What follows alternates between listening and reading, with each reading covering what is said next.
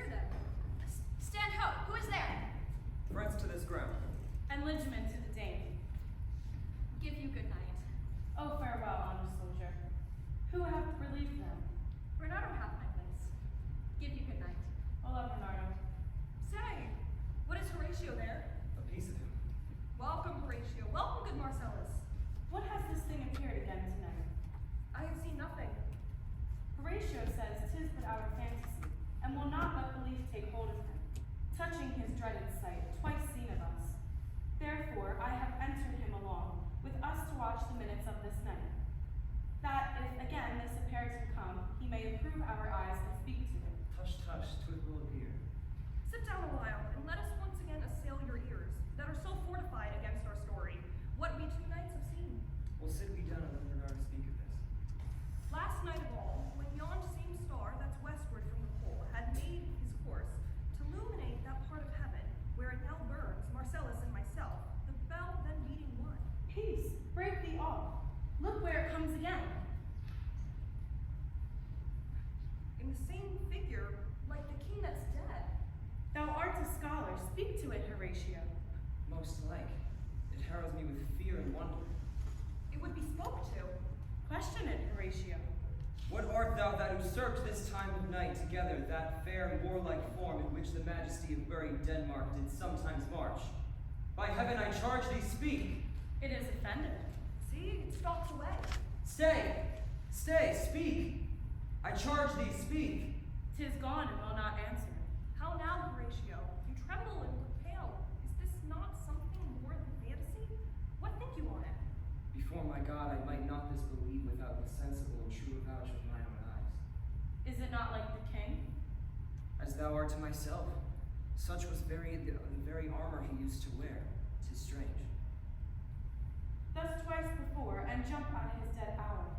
With martial stalk he, hath he gone our watch.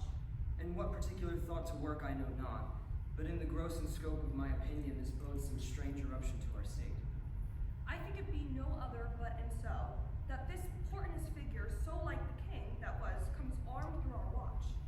A mote it is to trouble the mind's eye. They say that ere the mightiest Caesar fell. The grave stood tenantless, and the sheeted dead did squeak and gibber in the Roman streets. As stars with trains of fire and dews of blood, disaster in the sun and the moist star, upon whose influence Neptune's empire stands, was sick almost to doomsday with eclipse. But even like the precurse of fear events, but soft, behold, lo, it comes again. I'll cross it though it blast me. Stay, illusion. If thou hast any sound or use of voice, speak to me. If there be any good thing to be done that may do thee ease, and raise to me, speak to me.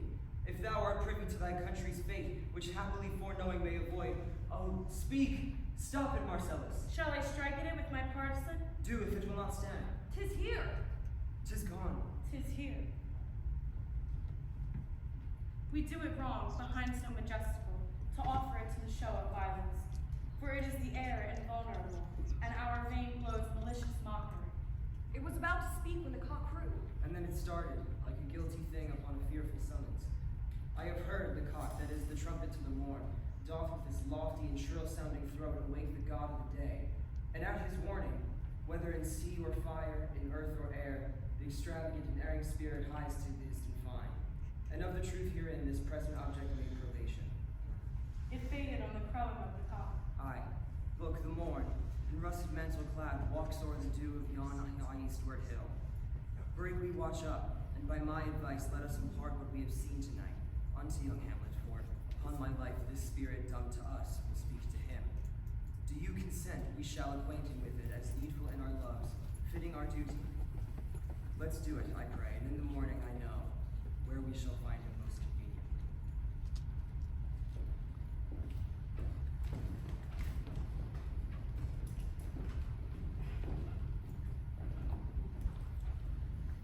Though yet of Hamlet, our dear brother's death, the memory be green, that in us befitted to bear our hearts in grief, and our whole kingdom to be contracted in one brow of woe. Yet so far hath discretion fought with nature, that we with wisest sorrow think on him, together with remembrances of ourselves. Therefore our sometime sister, now our queen, the imperial jointess to this warlike state, Have we, as twore with defeated joy, with an auspicious and a dropping eye, with mirth in funeral and dirge in marriage, in equal scale weighing delight and dole, taken to wife, nor have we here and there your better wisdoms, which have freely gone with this affair, for all our thanks. And now, Laertes, what's the news with you? You told us of some suit. What is't, Laertes? You cannot speak of reason to the Dane, and lose your voice. What wouldst thou beg, Laertes? That shall not be my offer, not thy asking. The head is not more native to the heart, the hand more instrumental to the mouth, than the throne of Denmark is to thy father. What wouldst thou have, Laertes? My dread lord, your leave and favor to return to France, from whence thou willingly I came to Denmark, to show my duty in your coronation. Yet, now I must confess that duty done, my thoughts and wishes turn again toward France, and bow them to your pardon bending men. Have you your father's leave? What says Polonius? He hath, my lord, wrung from me my slow leave, I labored some petition, and at last upon his will I sleep my consent. You beseech you give me to go. Take thy fair hour, Laertes, time be thine, and thy best graces spend it at thy will. But now, my cousin Hamlet, or my son, A little more than kin, less than kind. how is it that the clouds still hang on you? Not so, my lord. I'm too much in the sun. Good Hamlet, cast thy night color off, and let thine eyes with a friend on Denmark. Do not forever with thy veiled lids seek for thy noble father in the dust. Thou knowest it is common. All that lives must die, passing through nature to eternity. Aye, madam, it is common. If it be, why seems it so particular with thee? Seems, madam, nay it is. I know not seems. 'Tis not alone in my inky cloak, good mother, nor customary suits of solemn black, nor windy suspiration of forced breath, no, nor the fruitful river in the eye, nor the dejected harbor of the visage, together with all forms, moods, shapes of grief, that I can denote me truly. These indeed seem, for they are actions that a man might play, but I have that within much hath to show that these track into the suits of love. 'Tis sweet and commendable in your nature, Hamlet, to give these mourning duties to your father, but you must know your father lost a father. That father lost his. The survivor bound in filial obligation for some turn to do obsequiously sorrow, but to persevere in obstinate condolence is a course of impious stubbornness. 'Tis unmanly grief. It shows a will most incorrect to heaven, a fault against the good, a fault to nature, to a reason most absurd whose common theme is death of fathers. We pray you throw to earth this unprevailing woe, and think of us as a father. And for let the world take note, you are the most immediate to our throne, and with no less nobility of love than that which dearest father bears his son. I do impart toward you, for in your intent in going back to school in Wittenberg, it is most retrograde to our desire. And we beseech you, beg you to remain here in the cheer and comfort of our eye, our chief discord, our cousin, and our son. Let not thy mother lose her prayers, Hamlet. I pray you stay with us. Go not to Wittenberg. I shall my best obey you, madam. Why? 'Tis a loving and fair reply. Be as ourselves in Denmark. Madam, come. This is a gentle and unforced account of Hamlet. Sit smiling to my heart. Come away.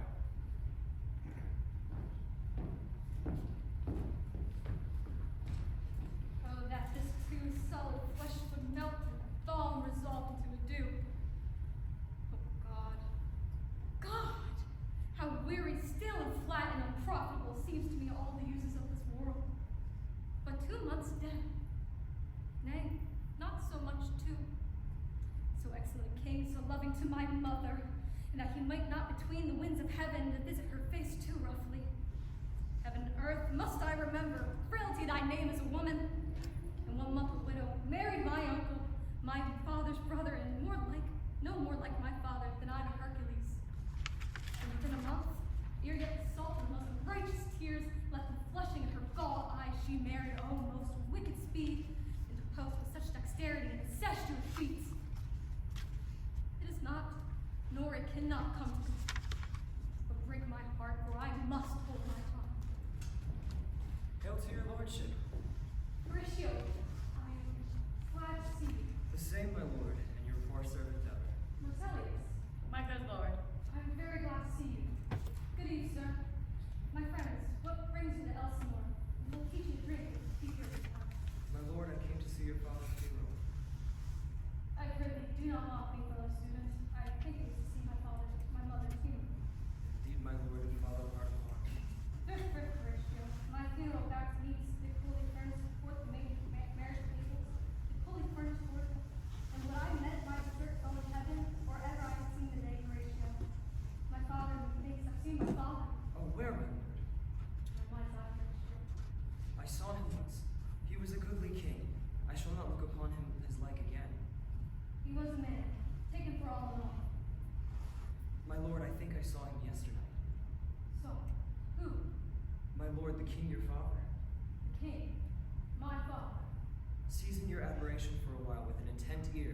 till I may deliver upon the witness of these gentlemen this marvel to you. For God's love, let me hear. 2 nights together had these gentlemen, Marcellus and Bernardo, on their watch, in the dead vast and middle of the night, and thus encountered. A figure like your father, armed at point exactly, appears before them, and with solemn march goes slow and stately by them. Thrice he walked by their oppressed and fear-surprised eyes, within his truncheon's length, while they distilled almost to jelly with the act of fear, stand dumb and speak not to him. This to me in dreadful secrecy they did impart. I with them. The 3rd night kept watch, I saw your father's ghost. But where was this? My lord, upon the platform where we watched. Did you not speak to it? My lord, I did, but it made answer none. 'Tis very strange. As I do live, my honorable lord, 'tis true. And we did think it written in our duty to let you know of it. Indeed, sirs. But this troubles me. Hold you the watch tonight. We do, my lord. I'll watch tonight. Perchance it won't again. I warrant it will.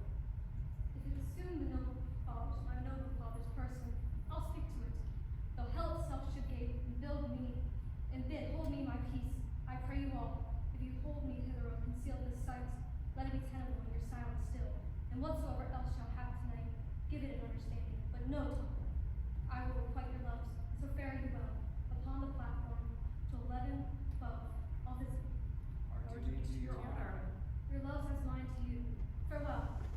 My father's spirit in arms, all is not well, and I doubt some foul play. The wood night will come.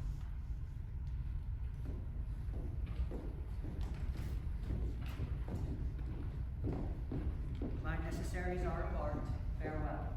And sister, let me hear from you. Do you doubt that? For Hamlet and the trifling of his favor, hold it a fashion and a toy in blood. Perhaps he loves you now, but he himself is subject to his birth. He may not, as unbound persons do, carve for himself, for on his choice depends the safety and health of this whole state. If with too greedy ear you list his songs, or lose your heart, or your chaste treasure open to his unmastered inopportunity. Fear it, Ophelia, my dear sister, fear it, and keep you in the rear of your affection out of the shock and danger of desire. I shall the effect of this good lesson keep as watchman to my heart, but good, my brother, do not come as some ungracious pastors do. Show me the steep and thorny way to heaven, whilst like a puffed and reckless libertine himself the primrose path of dalliance treads, not heeding his own advice. Oh, fear me not. I stay too long, but here my father comes. Get here, Leontes. Abroad, abroad for shame. The wind sits in the shoulder of your sail, and you are stayed forth. There am I blessing with thee, and these few perceipts in thy memory. Look thou careful, be thou familiar, but by no means vulgar. Those friends thou hast in their adoption tried, grapple them unto thy soul with hoops of steel, but do not dull thy palm with entertainment. Each new hast unfledged comrade. Beware of entrance to a quarrel, but being in, ere he oppose may beware of thee. Give every man thy ear, few thy voice. Take each man's censure, but reserve thy judgment. Pause to thy habit as thy person by, but not express in fancy, rich, not gaudy. For the apparel all proclaims the man, and they in friends with the best rank and station are most select and generous chief in them, neither a borrower nor a lender. For loan off loses both himself and friend, and borrowing goes the end of husband. This above all to thy own self be true, and it must follow as the night and day. Thou canst not then be false to any man. Farewell, my blessing season, this is me. Most humbly I do take my leave, my lord. Time invites you. Go your service head. Farewell, Ophelia. Remember well what I have said to you. It is my memory locked, and you yourself shall keep the key of it. Farewell. Tis it, Ophelia, he has said to you. So please you, something touching the Lord Hamlet. Marry? Well, we thought. 'Tis told me he had very often of late given private time to you, and you yourself. How have your audience been most free and bounteous? If it's so, I must tell you, you do not understand yourself so clearly as it behooves my daughter and your honor. What is between you? Give me up the truth. He hath, my lord, of late made many tenders of his affection to me. Affection? Pooh! You speak like a green girl. My lord hath inopportuned me with love in honorable fashion, Hey, fashion you might call it. Go to. and hath given countenance to his speech, my lord, with almost all the holy vows of heaven. Hey, springs to catch whipcocks. I do know when the blood burns how particle the soul lends the tongue vows. Ophelia, from this time, be something scanty of your maiden presence. For Lord Hamlet, do not believe his vows. Believe so much in him that he's a man, and with a larger tether may he walk than may be given you. In few, Ophelia, I would not be plain terms from this time forth having so slender a moment leisure as to give words or talk with the Lord Hamlet. Look to, I charge you. Calm your wings. I shall obey, my lord.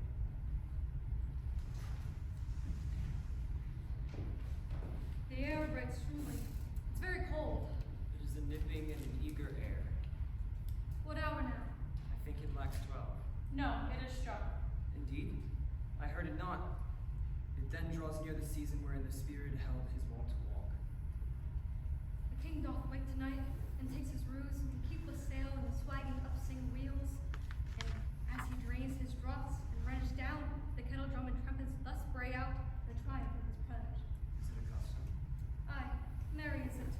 But to my mind, though I am native here, and to the manner born it is a custom, more honored in the breach than the observance.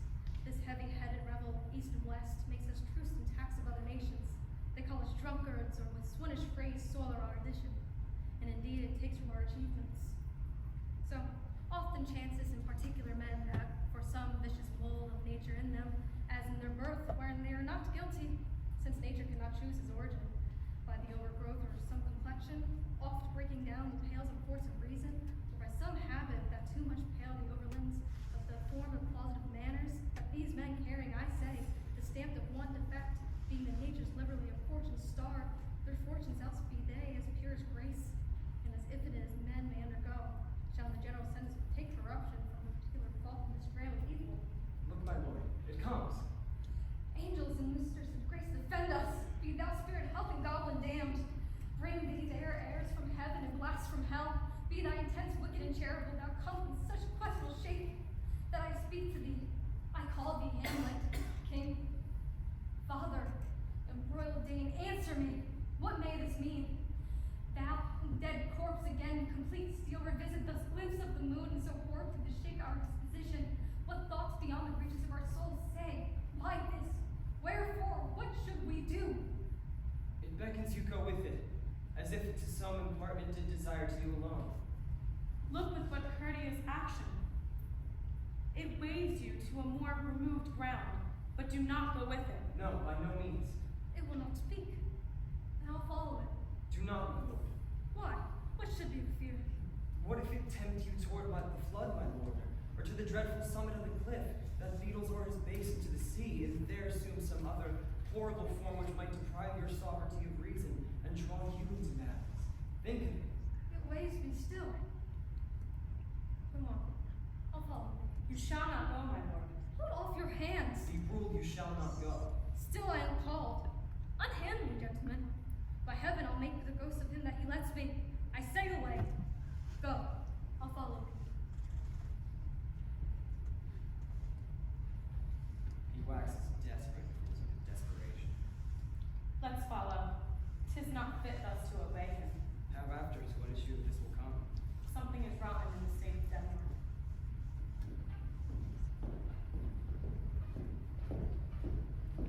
Whither wilt thou lead me? Speak. I am going to go no further. Mark me. I will. My hour is almost come, when I to sulphurous and tormenting flames must render up myself. And hast purpose. Pity me not, but lend thy serious hearing to what I shall unfold. Speak, I am bound to hear.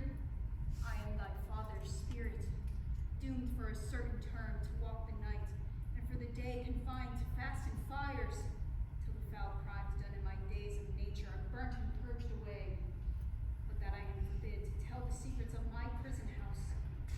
I could a tale unfold whose lightest word would harrow up thy soul, freeze thy young blood, make thy two eyes like stars start from their spheres, thy knotted confined locks to part, and each particular hair to stand an end, like quills upon the fretful porpentine. List, list, oh list, if thou didst ever thy dear father love. Oh God! Revenge his foul and most unnatural murder. Murder! Murder most foul.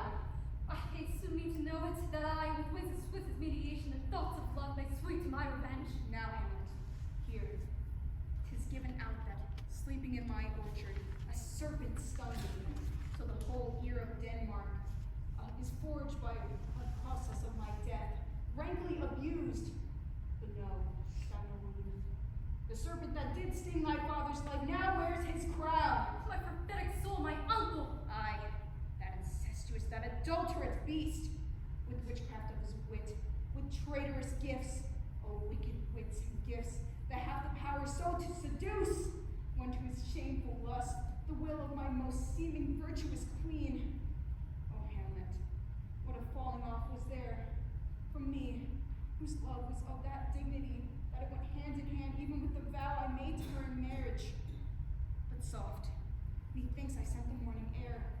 Brief let me be, sleeping within my orchard, my custom always of the afternoon, upon my secure hour thy uncle stole, with juice of cursed hemlock in a vial, and in the porches of my ear did pour the leprous distilment, whose effect holds such an enmity with blood of man, as swift as quicksilver it courses through the natural gates and alley of the body, and with a sudden vigor it doth curd the thin and wholesome blood. So did it mine. Thus was I, sleeping by a brother's hand, of life, of crown, of queen at once dispatched, cut off even in the blossoms of my sin, no reckoning made, but sent to my account with all my imperfections on my head. Oh, horrible, horrible, most horrible! If thou hast nature in thee, bear it not. Let not the royal blood of Denmark be a couch for luxury and damned incest. But howsoever thou pursuest this deed, act not against thy mother. Leave her to heaven, and to those thorns that in her bosom lodge to prick and sting her. Fare thee well at once. The glowworm shows the morning to be near, and gives to pales an uneffectual fire. Adieu. Remember me. Hold my heart, and you, my sinews grow not instant old, but bear me swiftly up. Remember thee. I now poor ghost, while memory holds a seat in this distracted globe. Remember thee. Yeah, from the table of my memory, I'll wipe away all trivial fond records that youth and observation copied there, and thy commandment all alone shall live within the book and volume of my brain. Oh, most pernicious woman, a villain, smiling, damned villain! My lord! My lord! What news, my lord? Wonderful. Good my lord, tell it. No, you will read. Not I, my lord, by heaven. Nor I, my lord. Touching decisions here is the honest ghost and that what you tell me. For your desire to know what is between us, or master as you may. And now, good friends and more friends, scholars and soldiers, we will know. What is it, my lord? We will. Never make known what you've seen tonight. My lord, we will not. Nay, swear. Swear. Say thou so. Art thou still there? Come on, you heard this fellow in the cellarage. Consent to swear. Propose the oath, my lord. Never to speak of this that you have seen. Swear by my sword. Swear. Come hither, gentlemen, and lay your hands upon this sword. Never to speak of this that you have heard. Swear by my sword. Swear by his sword. And therefore has a stranger either welcome, and there are more strange things in heaven and earth, Horatio, that are dreamt of your philosophy. But come, swear. Swear. Rest, perturbed spirit. So, gentlemen, with all my love, I do commend me to you. Let us go together. And still your fingers on your lips, I pray, however strange or odd I bear myself. As a perchance hereafter shall I think me to put a painful disposition on. Never at such time seeing me revel by madness is counterfeit. Agreed? Agreed, my lord. Then come, let us go in together. Time is out of joint. A curse is spite that I was never born to set right.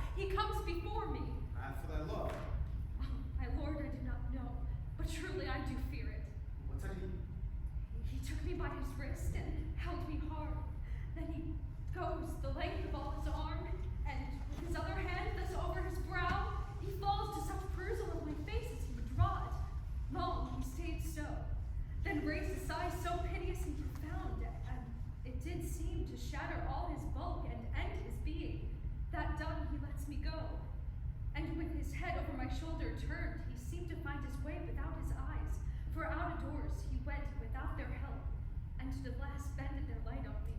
This is the very ecstasy of love, whose violent property fordoes itself and leads the will to desperate undertakings. As oft as any passion under heaven, and does afflict our natures. I am sorry. What have you given him any hard words of late?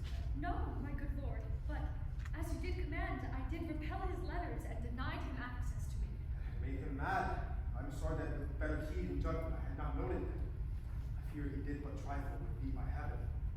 Come, go we to the king. This must be known. If we were kept hid, it bring grief upon us. Come, Ophelia.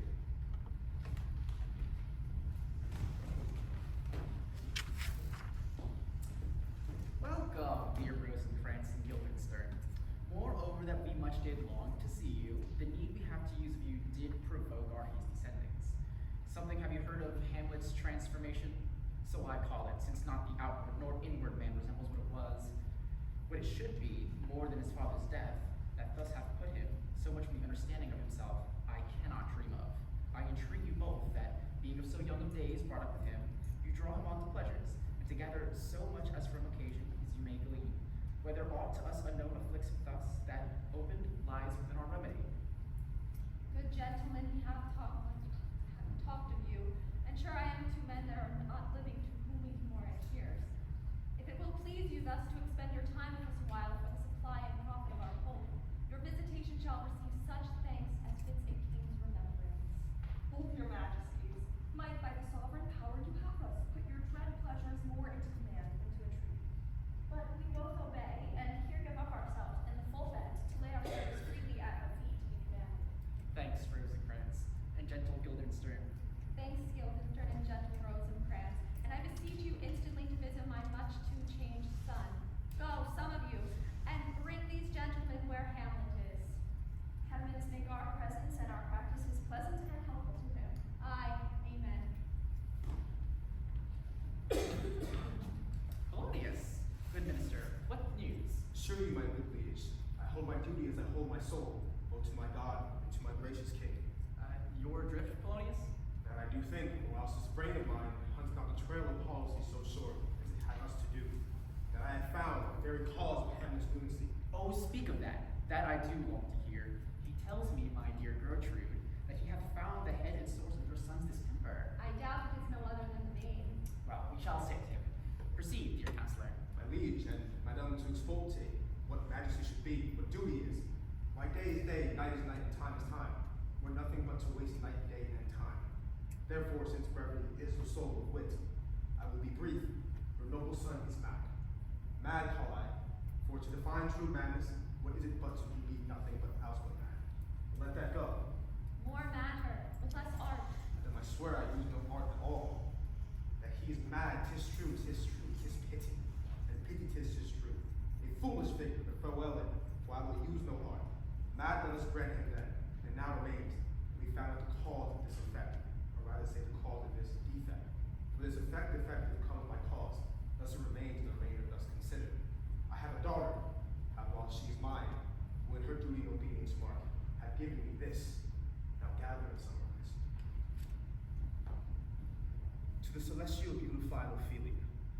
That's an ill phrase, a vile phrase. Beautified is a vile phrase. Came this from Hamlet to her? Good madam, stay a while, I will be faithful. Doubt that the stars are fire, doubt that the sun doth move, doubt truth to be alive. But never doubt thy love, O dear Ophelia. I have no mark to reckon my groans, but that I love thee best. Oh, most best. Believe it. Adieu. I never more Hamlet. This note my daughter showed me. But how hath she received his love? What do you think of me? Of a man most honorable and faithful. And so, when I had seen this hot love on the wing, to my young mistress thus I did bespeak. Lord Hamlet is a prince out of thy star. This must not be. And then I perceived gave her that she should lock herself from her resort, admit no messengers, receive no tokens, which done she took the fruits of my advice. And he repulsed a short tale to me, fell into a sadness, then into a fast, thence to a watch, thence into a weakness, thence to a lightness, and by this declension into the madness where now he raves. We all mourn for it. Do you think 'tis this? It may be, very like. There been such a time in vain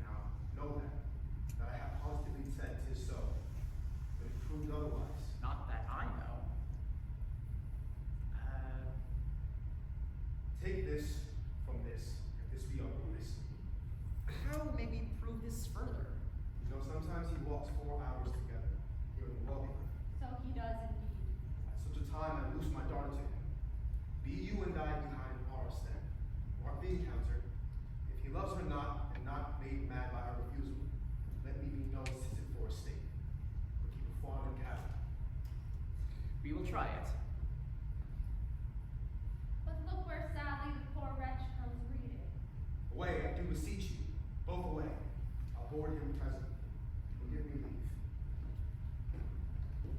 How does my good Lord Hamlet? Well, God mercy. Do you know him, my lord? Excellent well. You are a fishmonger. Not I, my lord. He knows me not. I have, my lord. Have you a daughter? I have, my lord. Love her not welcome, son. Conception is a blessing, but not as your daughter may conceive. Friend, look to it. How say you by that, still harping on my daughter? He is far gone, and truly in my youth I suffered much extremity for love. Very near this. I'll speak to him again. What do you read, my lord? Words, words, words. What is the matter, my lord? Between whom? I mean the matter that read, I mean. Slander, sir.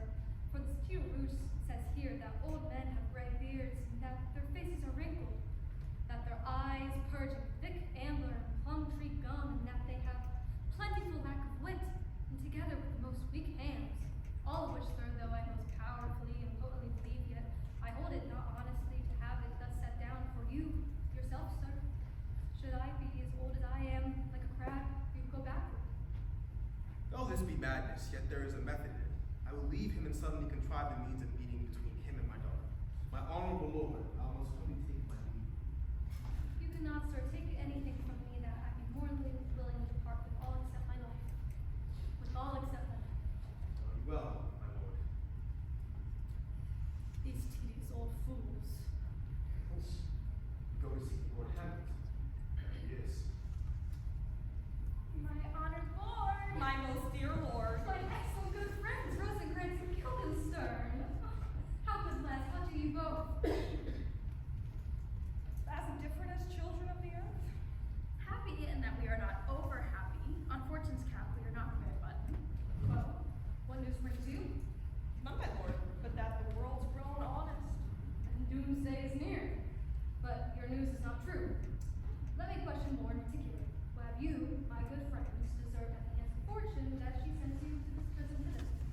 Prison, my lord? Denmark's a prison. Then the world is one. A goodly one, in which there are many confines, voids, and dungeons. Denmark being one of the worst. We think not so, my lord. Indeed, it is a prison. Why then your mission makes it one? 'Tis too narrow for your mind. God, if I could be bound in a nutshell and count myself a king and live in his space, were it not that I have bad dreams. But tell me, in a beaten way of friendship, what makes you at Elsinore? To visit you, my lord? No other occasion? Beggar that I am poor in thanks, but I thank you. But out with it. Were you not sent for? Is it your own finding, or is it free visitation? Come, deal justly with me. Come, nay, speak. What should we say, my lord? You were sent for, and there's a kind of confession in your looks, which your modesties have not craft enough to color. I know the good king may have sent for you. What say you? Nay then, I have an eye for you. If you love me, hold off that. My lord, we were sent for. I will tell you why. So shall my anticipation prevent your discovery and your secrecy to the king and queen of the feather. I have a fleet, but wherefore I know not, lost all my mirth, and forgone all customs of exercises, and indeed it goes heavily with my disposition that this goodly frame of the earth seems to me a sterile promontory. This was excellent canopy. The air, look you, this brave overhanging firmament, this majestical roof fronted with golden fire. Why, it appeareth no other thing to me than a foul pest and conjugation of vapors. What a piece of work is man! How noble in reason, how infinite in faculties, in form of moving, and how express and admirable. In action, how like an angel, in apprehension, how like a god. The beauty of the world is a paragon of animals. And yet me, what is the quintessence of dust? Man delights not me. No, nor in women either. Though by your silence you seem to say so.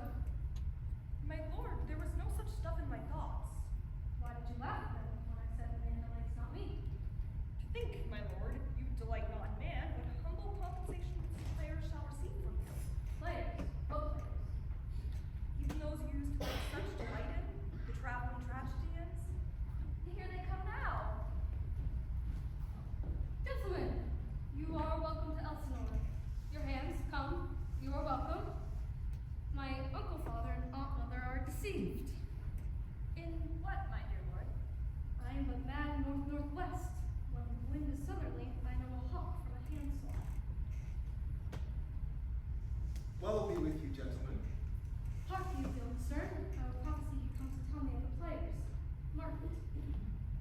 right, sir. Monday morning. 'Twas so indeed. My lord, I have news to tell you. My lord, I have news to tell you. Blah. The players are arrived. No. On my honor. Then came each actor on his ass. You are welcome, masters. Welcome all. I am glad to see you well. Welcome, good friends. Oh, my old friend. Why, thy face has changed since I saw thee last. Comest thou to give me in Denmark? What, my young lady and mistress? By lady, your ladyship is nearer to heaven than when I saw you last. Pray God, your voice, like a piece of unturned gold, do not crack within the ring. Masters, you are all welcome. We'll have a speech straight. Come give us a taste of your quality. Come, a passionate speech. What speech, my good lord? I heard thee speak a speech once, but it was never acted. Look where he has not turned his color, and has tears in his eyes. Pritheth no more. 'Tis well. Well done. Good, my lord. Will you say the players well bestowed, or do you hear? Let them be well in us. My lord, I will use them according to their desert. God's body kins man much better. Use every man to his desert, and you should escape the whipping. Use them as your honored and dignity. The less they deserve, the more merit is your bounty. Take them. Come, sirs. Follow them, friends. We'll hear you play tomorrow. Dost thou hear me, old friends? Can you play the Murder of Gonzaga? Aye, my lord. We'll have it tomorrow night. You could, for any study in line, a done show, or a few moments long to perform tomorrow, would you not? Aye, my lord. Very well. I will teach it to you later. Follow that lord and look for tomorrow. My good friends, go with them. You're welcome to Elsinore. Good, my lord. So, God be with you. With you, my lord.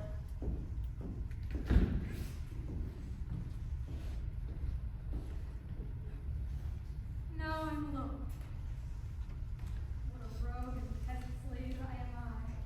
It is not monstrous that this play I hear, but in fiction and a dream of passion force his soul to his own conceit, and that for her working in his vicious wands, tears in his eyes, interaction with an aspect, broken voices, whole function soothing, with forms of his own conceit, and all for nothing. For Hecuba. What is Hecuba to him, or he to Hecuba, that he should weep for her? What would he do had he the motive for Cupid passion that I have? Would he drown the stage in tears and cleave with general ear and forward speech, make mad the guilty and appall the free, or confound the ignorant and amaze, indeed, the very faculties of eyes and ears? And I, the dull and muddy metal rascal, peaked like a god of dreams, unpregnant for my cause. And I can say nothing. No, not for a king amongst his property and most dear life. I am damned and defeat was made. Am I a coward? Who calls me a villain and breaks my painted cross, plucks my beard and blows into my face, tweaks me by the nose and gives me a lie in the throat as deep as into the lungs? Who does me this, huh? But I am a pigeon-livered and lack gall to the impression bitter and earnest that I should have fatted the region's crows with the slave's guts. Bloody body villain, remorseless, treacherous, lecherous, kindless villain! Oh, vengeance and fire upon it, who have got my brain! I've heard that guilty creature sitting in a play. I've heard the very cunning of the sea been struck so that the soul that presently they proclaim their malefactions for murder. Though they have no tongue, will speak the most miraculous word. I will have these players play something like the murder of my father before the mine uncle. I'll observe his looks. I'll tempt him to the quick, but if he but blench, I know my course. The spirit I have seen may be a devil. The devil hath power to assume a fleeting shape. Yeah, perhaps out of my weakness, my melancholy, as he's very potently with such spirits abuses me, damn me. I have the grounds for my relative in this, and the play is the thing for which I'll catch the conscience of the king.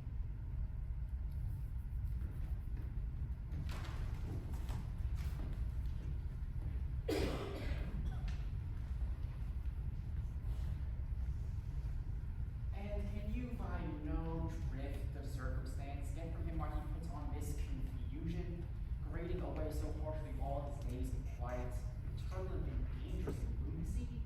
He does confess he feels himself distressed.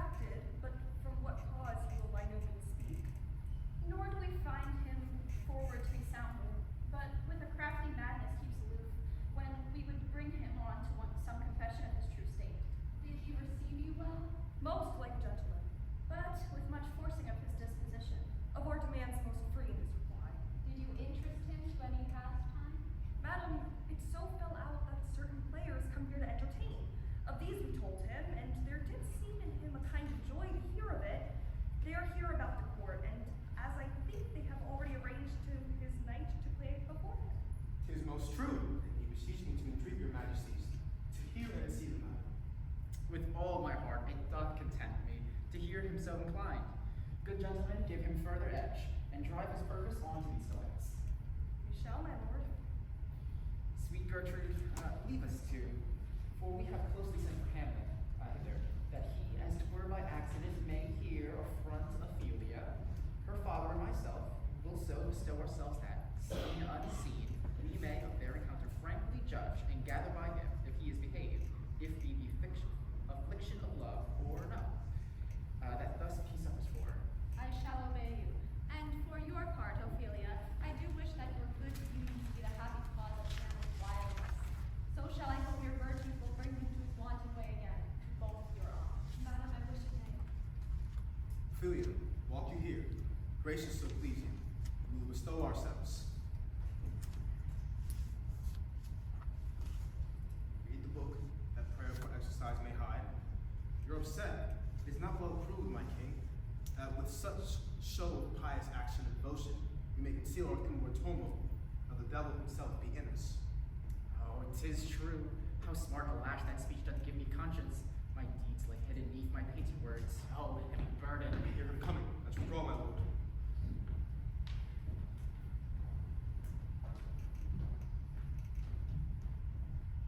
To be or not to be? That is the question. Whether it is nobler in the mind to suffer the slings and arrows of outrageous fortune, or to take arms against a sea of troubles and by opposing end them, to die, to sleep no more, and to stay.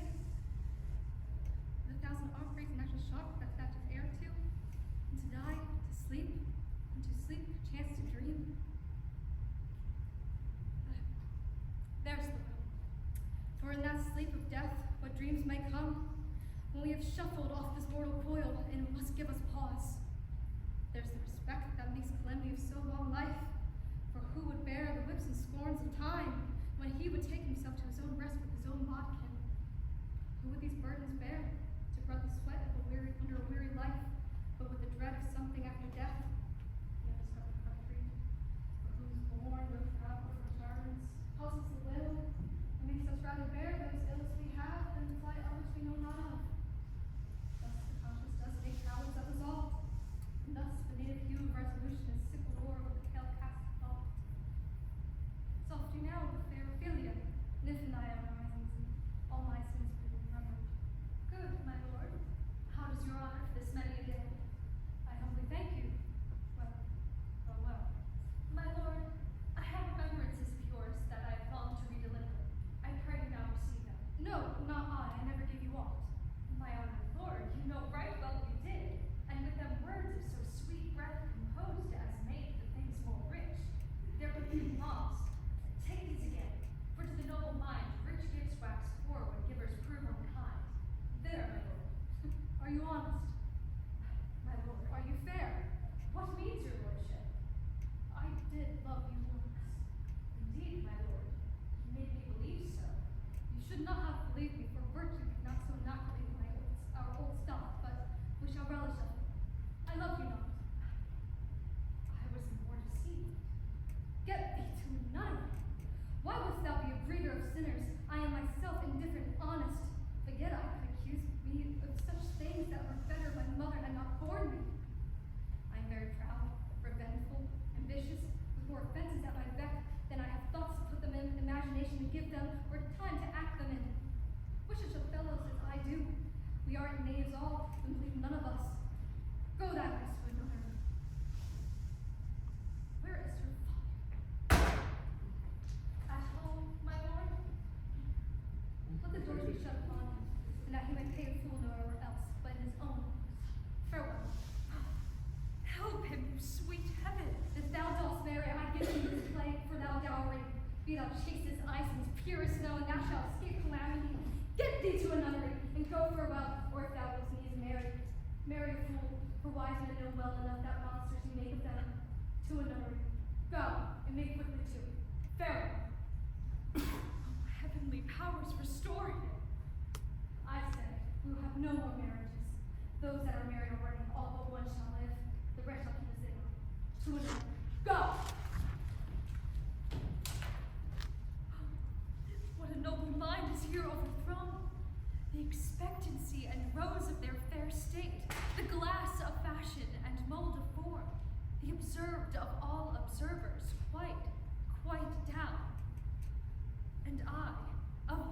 most deject and wretched that sucked the honey of his music vows, now see the noble and most sovereign reason, like sweet bells jangled out of tune and harsh, that unmatched form and feature blown youth blasted with ecstasy. Oh, woe is me to have seen what I have seen, see what I see. How now, Ophelia? You need not tell us what Lord Hamlet said. We heard it all. And what he had spake, though it lacked form a little, was not like madness. There is something in his soul, o'er which his melancholy sits on brood. And I do fear that the hatchet disclosed will be of some danger, which to prevent, I have in quick determination thus set it down. He shall with speed to England. Happily the seas and countries different, with variable objects shall expel this something settled matter in his heart, whereon his brain still beating, but him thus, and fashion of himself. What do you think on? Shall do well, yet I do believe the origin and commencement of his grief sprung from neglected love. My lord, do as you please. If you hold it fit after the play, let his queen mother all alone entreat him to show his grief. I'll hide myself nearby to hear their conference. If she find him not, to England send him, or confine him where your wisdom shall best aid. It shall be so. Madness and great ones must not unwatched go.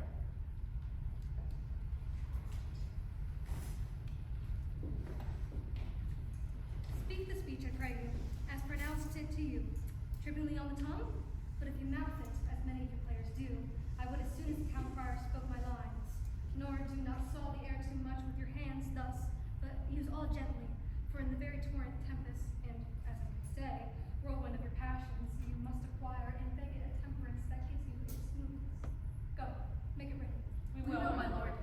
Horatio, Here, my sweet lord, at your service. there is a play tonight before the king. One scene of it comes near the circumstance which I have told thee.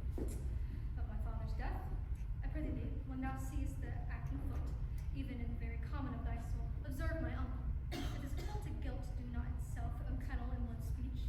It is a damned ghost that we've seen. Observe the king, while I my eyes to rivet to his face, after we will both our judgments do. Well, my lord, if you steal anything while the play is playing and escape detecting, I will pay the fat. They are coming to the play, and there must be I. Pay me attention.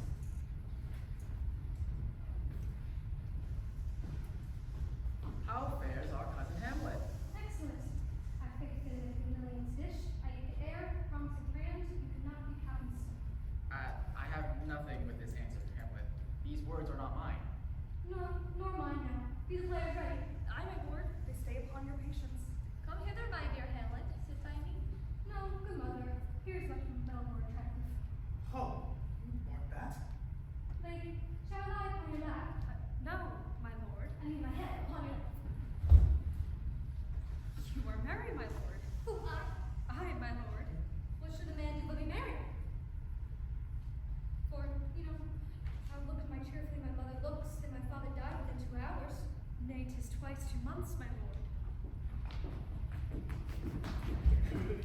For us and for our tragedy, here stooping to your clemency, we beg your hearing patiently.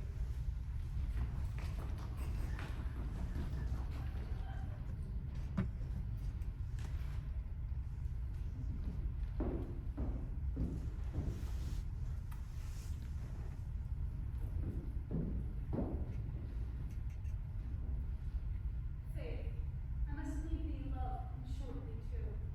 My operating powers their functions leave to do, and thou shalt live in this fair world behind.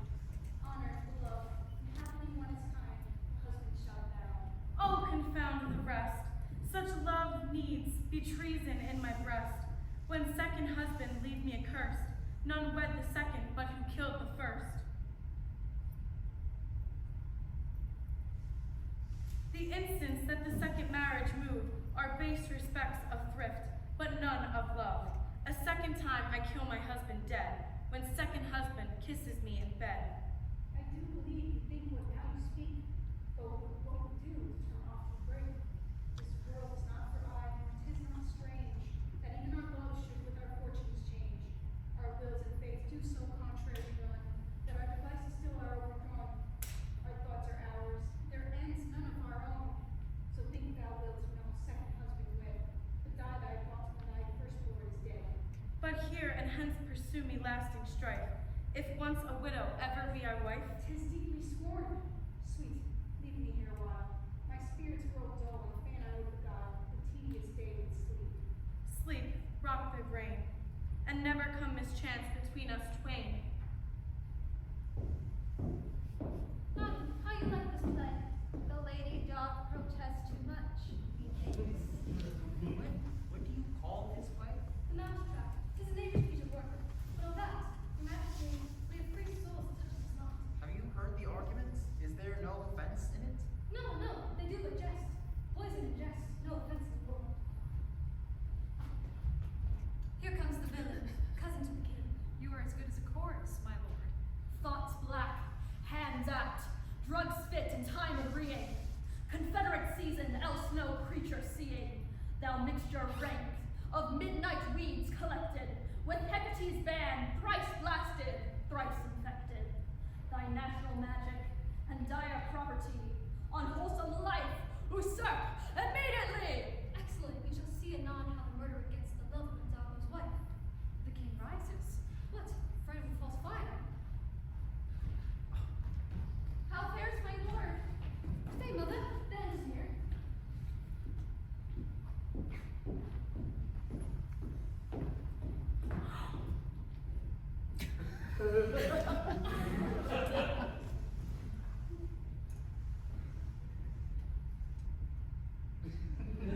No, up to the floor! Give over the play. Lights.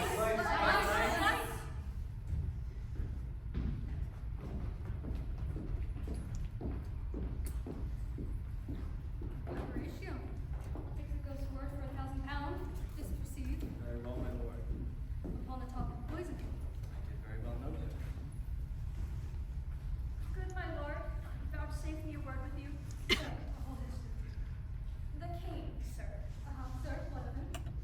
In his retirement, marvelous distempered. With drink, sir. No, my lord, rather with his collar. Collars, you say.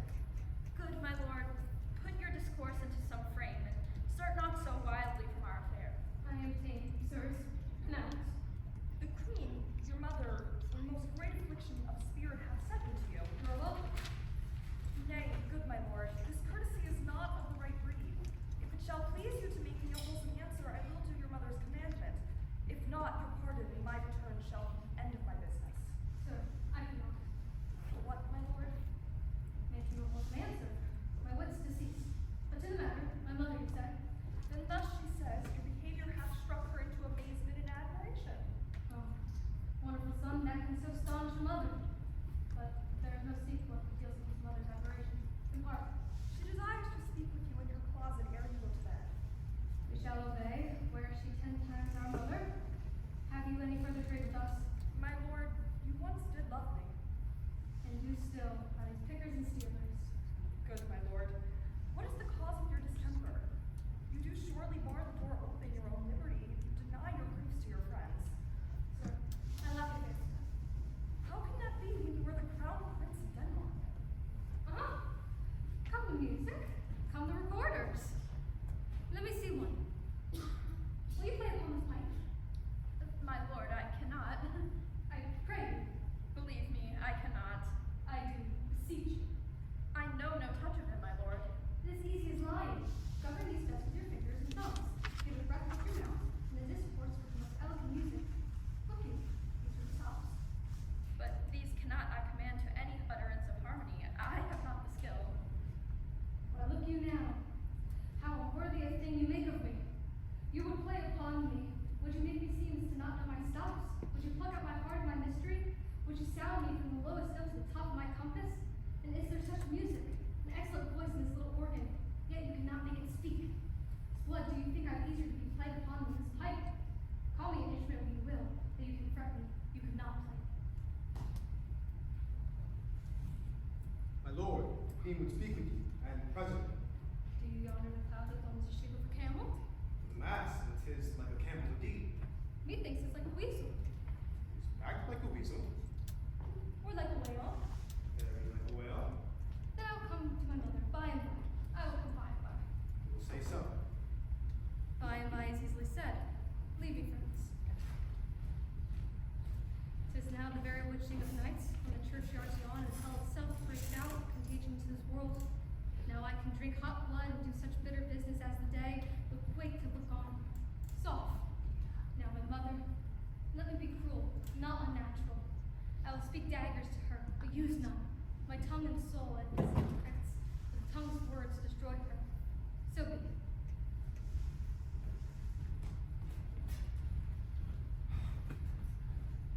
I like him not, nor stands it safe with us to let his madness range.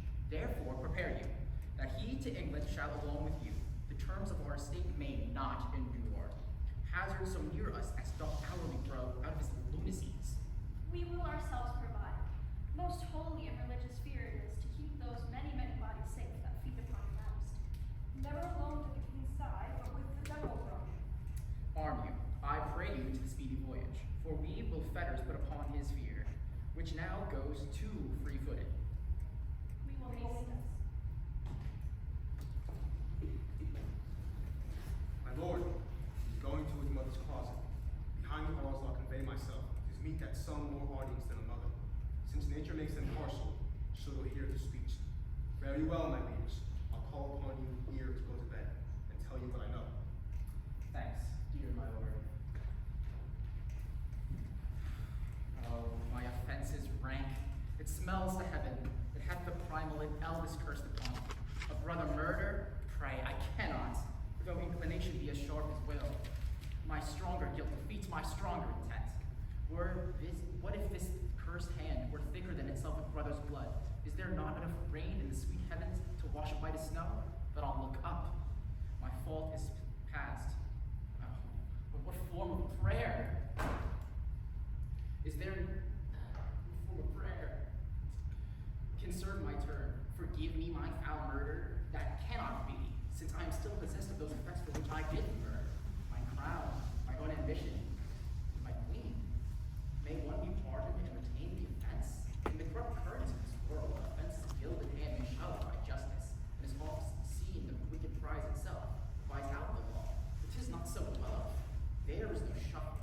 There the action lies in its true nature, and we ourselves compelled, even to the teeth and forehead of our faults, to give confession. Oh, bosom black as death, bow stubborn knees and hard with strings of steel, be soft as sinews of the newborn babe. All may be well. Help me, angels. Now I might do it, Pat. Now while he was praying, and now I'll do it. And so he goes to heaven, and so I am revenged.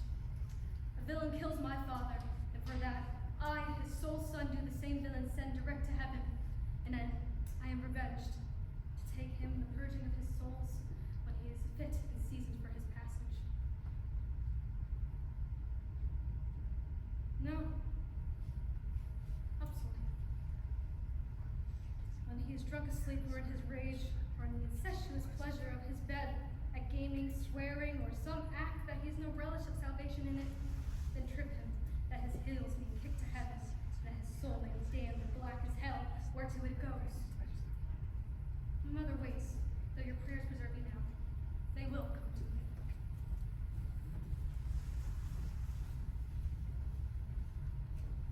My words fly up, though my thoughts remain below.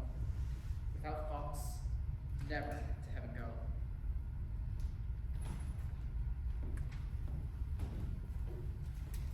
You will come straight. Look, you lay home to him, telling his pranks have been too broad to bear with, and that your grace hath screamed and stood between what cheated him. How silently even hear. Mother, I'll warn you. Fear me not. Withdraw, I hear them coming. Now, mother, what's the matter? Hamlet, thou hast thy father much offended. Mother, you have my father offended. Come, come, you answer with an idle tongue. Go, go, you question with a wicked tongue. Why, how now, Hamlet? What's the matter now? Have you forgot me? No, not by the root, not so. You are the queen, your husband's brother's wife, and more not.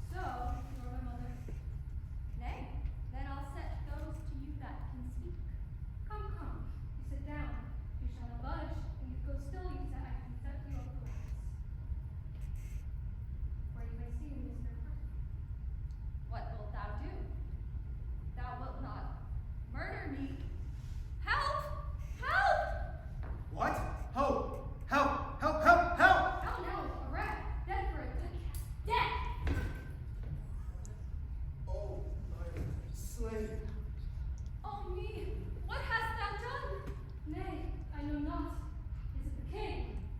Oh, what rash of bloody heat is this? A bloody deed almost bad, good mother, as a kill a king and married with his brother. As kill a king? A bloody deed.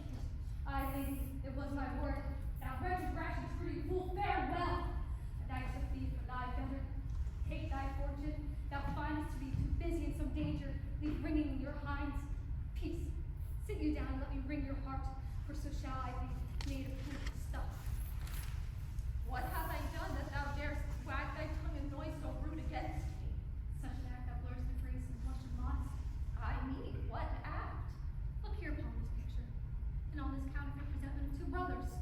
See what a grace was seated on his brow, appeared its curls, the front of Jove himself, an eye like Mars to threaten and command, a combination in form and deed, where every god did seem to set his seal to give the world assurance of man. This was your husband. Look what now follows. Here's your husband, like a mildewed ear, blasting his wholesome brother. Have you eyes? And could you maintain this league to feed and batten on this moor? Have you eyes? You couldn't tell it love. For at your age, the heyday of blood is tamed, the tumble, and waits upon the judgment. And what judgment would step from this to this? What devil hath robbed you of your judgment? Oh, shame, where is thy blush? Oh, Hamlet, speak no more. Thou turnest my eyes into my very soul. Nay, but lived in the rank sweat and the seam bed, student corruption, honeying thy love making over thy gnashing stock. Oh, speak to me no more. These words like daggers in my ears. No more, sweet Hamlet. Murder and a villain, a slave that were not 20th part of the type of your prison lord, a vice of kings, a cold curse of the empire rule, in the form of the shepherd present in him stolen out from his pocket. No more. The king of shreds and patches, saving and hover o'er me with the wings of your heavenly guards. What would make your gracious figure? Alas, he's mad. Did you not come for your tardy from son to child, that lapse in time with your passion, let go by the important act of your dreads of command? Do not forget, this visitation is but to whet thy almost blunted purpose. But look, amazement on thy mother sits. Speak to her, Hamlet. How is it with you, lady? Alas, how is it with you, that stare at vacancy? Oh, gentle sun, upon the beaten flame of thy distemper sprinkled cool patience, whereon do you look? On him! On him! Look how pale he wears. Of whom do you speak? Do you see nothing there? Nothing at all. Yet, all that is I see. Nor did you nothing hear. No, nothing but ourselves. Why, look you there. Look how it steals away. My father, in his habit as he lived. Look where he goes even now into the portal. This is the very coinage of your brain. This bodiless ecstasy is very cunning in. Ecstasy. My pulse as yours doth temper keep time, and makes as heartful music. It is not madness that I utter, mother. For your love grace laid not the fluttering action up to your soul, that not your trespass or my madness speaks. It will with skin and film the ulcers place while right corruption mining all within infects unseen. Confess yourself to heaven, repent what's past, avoid what is to come, and do not spread the compost on the weeds to make them rancor. Oh, Hamlet, thou hast cleft my heart in twain. Then throw away the worser part of it, and live with the pure other half. Good night. But do not go to the Monmouth bed. Assume a virtue, if you have it not, refrain tonight, and that shall lend a kind of easiness into the next abstinence, the next more easy. For the youth almost can change the state of nature, and I detain the devil, the broken mass, with wondrous potency once more. Good night. And when your desire is to be blessed, a blessing bigger you. For the same Lord, I do repent, and will answer well the death I gave him. Good night. I must be cruel to be kind. The sad begins, more worse remain behind. Overwork the lady. What shall I do? Do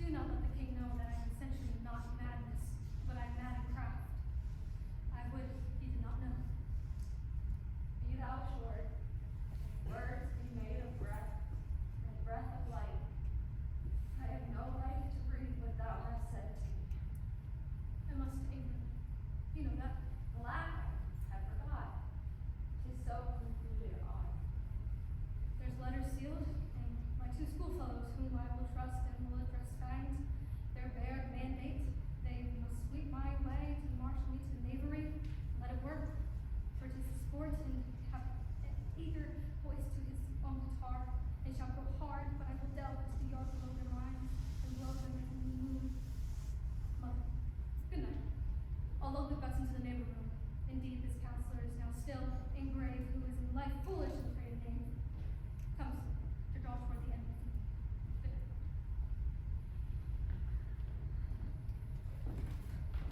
There is matter in these sighs, these profound heaves. You must translate. No, my- It's fit to understand them. Oh, my lord, what I have seen tonight. What, Gertrude? How does Hamlet? Mad is the sea and wind when people contend which is the mightier.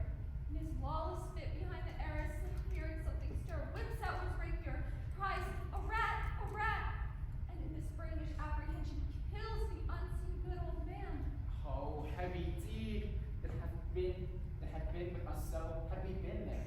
His levity is full of threat to us all, to you yourself, to us, to everyone. Alas, how shall this bloody deed be answered? It will be laid to us, whose providence should have restrained this mad young man. But we so loved Hamlet that we protected him, and like the owner of a foul disease, to keep him from divulging, let it feed even on the pith of life. Where's he gone? To draw apart the body he hath killed. Oh, Gertrude, come away. The sun no sooner shall mountains touch, but we will ship him hence. In this vile deed we must, with all our majesty and skill, both countenance and excuse. Ho, Guildenstern. Friends both, Hamlet in madness hath Polonius slain, and from his mother's closet hath he dragged him. Go seek him, speak fair, and bring the body into the chapel. I pray you hasten this. Come, Gertrude. We'll call our wisest friends, and we'll let them know both what we need to do, and what has entirely been done. Oh, come away, my soul's full of discord and dismay. Safe bestowed. Hamlet! Lord Hamlet! And so what noise repulsed in Hamlet? Did it come? What have you done, my lord, with the dead body? Compounded it with dust, or to his kin. Elsewhere it is, that we may take it thence and bear it to the chapel. And to be demanded by a sponge, what provocation should be made of the son of the king? You take me for a sponge, my lord. Aye, sir, thou soaked the king's countenance, his rewards, his authorities. As such officers do the king best service in the end. When he needs what you have gleaned, it is but squeezing you, and sponge, you shall be dry again. I understand you not, my lord. I'm glad of it. A knavish speech sleeps in a foolish ear. My lord, you must tell us where the body is and go with us to the king. The body is with the king. The king is not with the body. The king is a thing. A thing, my lord? Of nothing. Bring me.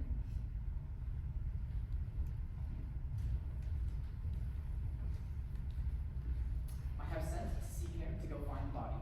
How dangerous is it that this man goes loose?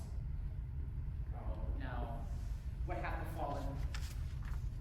Where the dead body is bestowed, my lord, you cannot get. Where is he? Without, my lord, guard him to know your pleasure. Bring him before us. Ho, Guildenstern, bring in, my lord. Now, Hamlet, where's Polonius? At supper. At supper, where? Not where he eats, but where he is eaten. Convocation of all forms are even at him. That is the end. Alas, alas! A man may fish with the worm that hath eat a king, and eat the fish that hath fed that worm. What dost thou mean of this? Nothing but to show you how a king may go through progress through the guts of a beggar. Where is Polonius? In heaven, sent thither to see. You can measure your find him not there. Seek him in the other place yourself.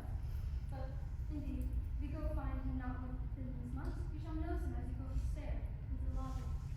Go seek him there. Hamlet, this deed for thine especial safety, this deed which thou hast done, must set thee hence with fiery quickness. Therefore, prepare thyself. The bark is ready and the wind is at helm. The associates tend and everything is bent. For England. For England, I, Hamlet. Good. So is it, if thou knewest our purposes? I see an angel that sees them. But come, for England. Farewell, mother. Thy loving father, Hamlet. My mother. Father and mother is man and wife. Man and wife is one flesh. And so, my mother. Come for me. Follow him at foot. Tempt him with speed, with war. Delay it not, I'll have him tense tonight. Away, for everything is sealed and done. That else leans on thy affair. Pray you make haste. And England, if my love thou holdst aught, the present death of Hamlet, do it England. For, like the hectic blood he rages, and thou must cure me, till I know 'tis done. However haps my joys were never begun. Will it please you, my lord? I will be with you straight, though a little before. How all occasions do perform against me, and do spur my dull revenge. What is a man, if his good chief and good market of his time be but to sleep and feed, a beast no more. Sure he had made us with such large discourse, looking before and after, gave us not that capability and godlike reasons to fuss and us and us. Greatly to be great is not to stir without great argument, but greatly to find a quarrel in the straw when honor's at the stake. How stand I then, that I have a father killed, a mother stained, and that excitement of my reasons in the blood that lets all sleep in? Oh, from this time forth, my thought be bloody, and nothing worse.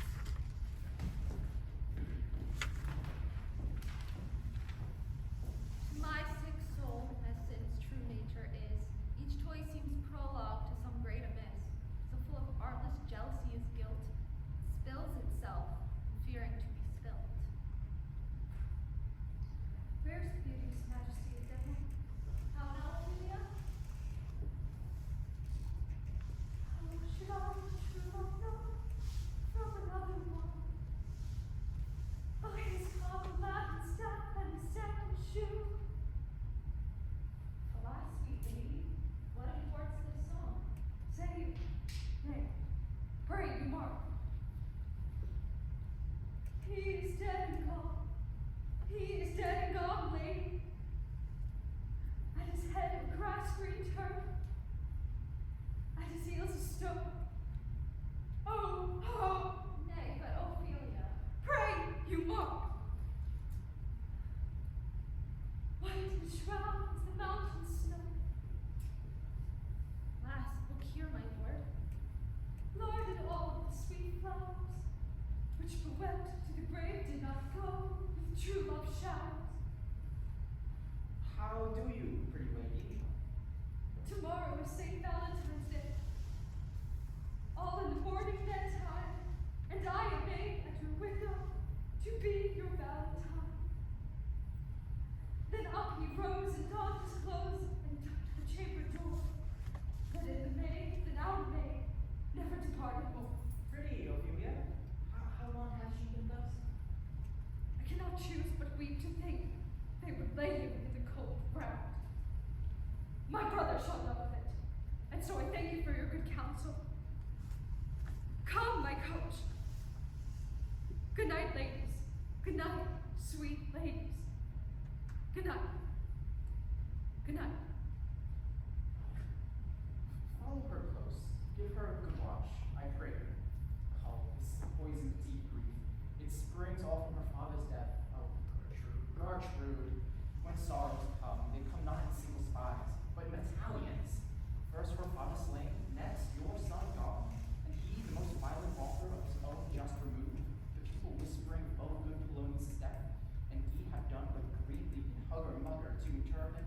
Poor Ophelia, divided from herself and her fair judgment, without the which we are pictures or mere beasts.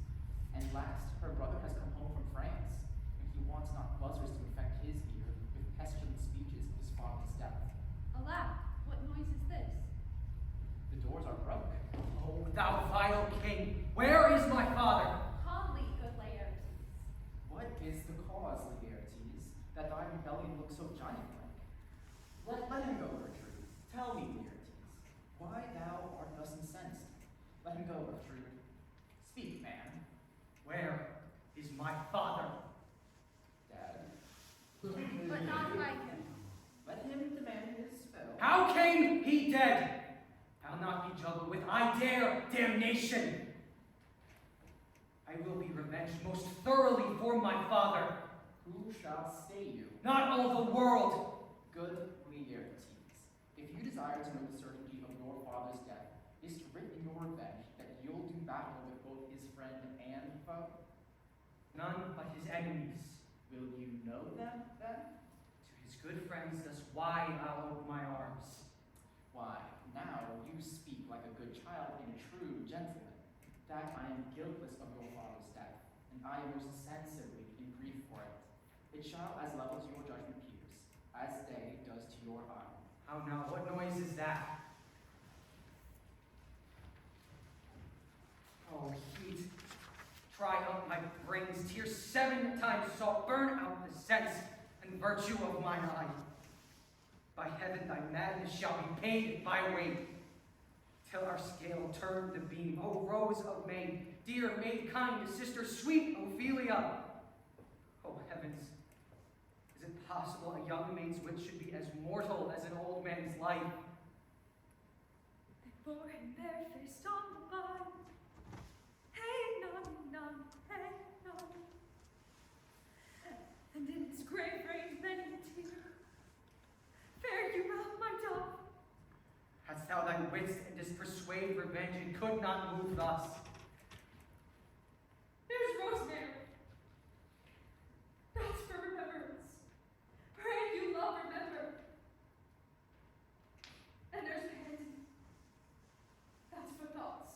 A document in madness, thoughts and remembrance is fitted. There's fennel for you. And columbines. There's rue for you. And there's some for me. There's a daisy. I would give you some violets, but they withered all when my father died. They say we may be good men. And will he not come again? And will he not come again? No. No, he is dead. Go to thy deathbed. He will never come again. His beard was white as snow, all flaxen with his poem.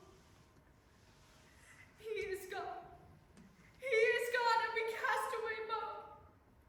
God have mercy on his soul, and of all Christian souls I pray God. God be with you.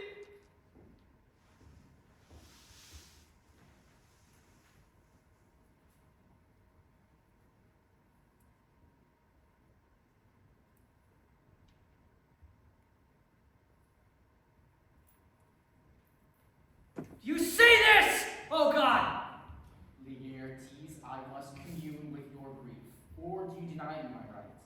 But go apart, make your choice of whom your wisest friends you will, and they shall hear and judge twixt you and me.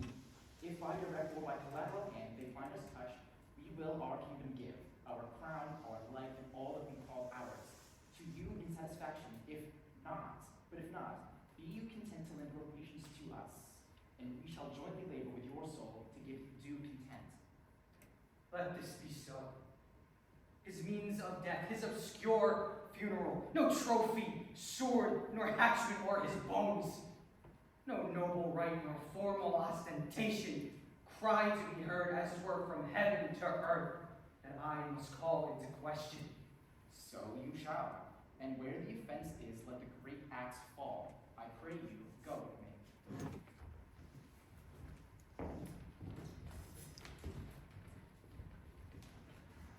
What are they that would speak with me?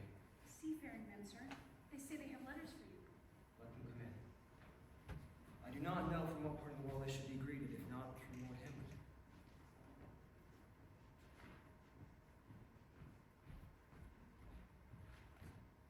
God bless you, sir. Let them bless thee too. He shall, sir, and please him. There's a letter for you, sir. It comes from the ambassador that was bound for England. If your name be Horatio, as I am led to know it is. Horatio, when thou shalt overlook to this, give these fellows some means to the king. They have letters for him. Ere we were 2 days old at sea, a pirate gave us chase. Finding ourselves too slow of sail, we put on a compelled valor, and in grapple I boarded them. On the instant they got clear of our ship, so I alone became their prisoner. They have dealt with me with mercy, but they knew what they did. To me as such, as with speed as thou wouldst fly death. I have words to speak in thine ear, and will make thee dumb. These good fellows will bring me where I am. Rosencrantz and Guildenstern hold their course for England. Of them I have much to tell thee. Farewell, Hamlet. Come, I will show you to the king, the speedier that you may direct me from him to whom you brought.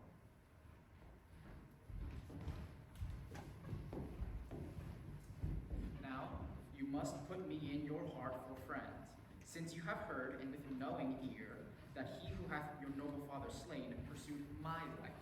It well appears, but tell me why you proceeded not against these feats, so prideful and capital in nature.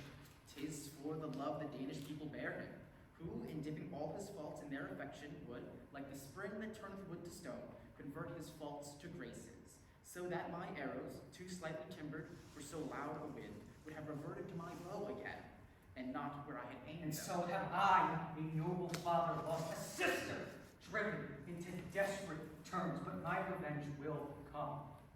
How now? What news? Letters, my lord, from Hamlet. This to your majesty, and this to the queen. From Hamlet? Who brought them?